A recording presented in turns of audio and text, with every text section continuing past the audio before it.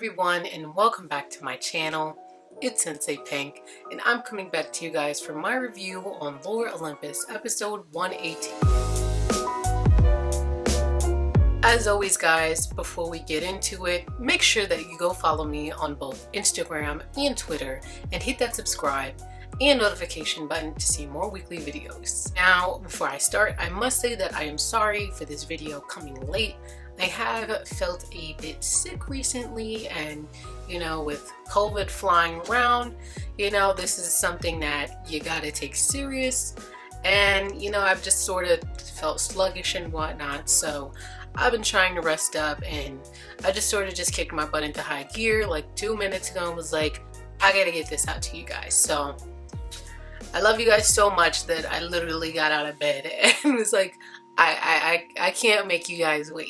So let me get into this. In this week's episode, we pick up where we left off at Hades' home, with everyone forming a plan to find Percy. As Eros and Artemis begin mapping out their plan, Pallas takes a moment to go find Hades, who's over there doing dishes, and begins to introduce herself. As Pallas joins Hades to do the dishes, Hades begins to ask her if Eros has noticed her yet, but much to her dismay, he has not. Although she seems downcast about it, Hades begins to reassure her that he will, saying that, love gods are more insightful about others than they are with themselves. Now, as the gang leaves Hades' home, Eros begins to apologize for Pallas because he feels like he keeps monopolizing her time, saying that he should be. Pallas begins to laugh and make a few other sarcastic comments, and the two of them begin to chit-chat and laugh in the front. Now, as these two are sharing a few laughs,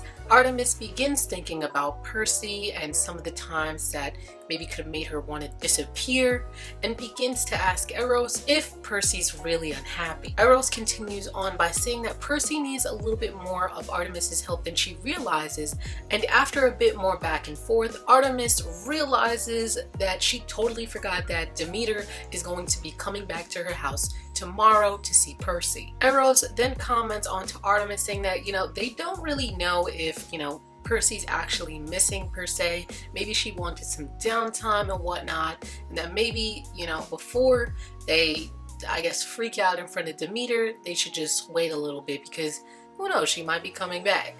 But Artemis, who, is still gonna have to deal with Demeter tomorrow, is trying to figure out what they should do. And after a bit of thinking, Eros comes up with an idea. Cutting from our group, we are then brought to Zeus, who is thinking about, the whole thing that happened with Percy right under his nose. In addition to this, he keeps thinking about other instances where he, quote unquote, is getting no respect up until he gets home. Keeping with this no respect trend, Zeus encounters his daughter laying on the couch and begins to ask what's wrong, to which she's just upset and gives him the cold shoulder about sending her brother away. Now, as Zeus walks off, he then decides that he should probably go speak to Hera, but as he approaches to where Hera is, he hears Hera on the phone whispering, saying that she's not going to tell Zeus since he's an arrogant buffoon who overreacts. Now, as he's sort of hiding in the doorway, we cut back to him and we end this episode with him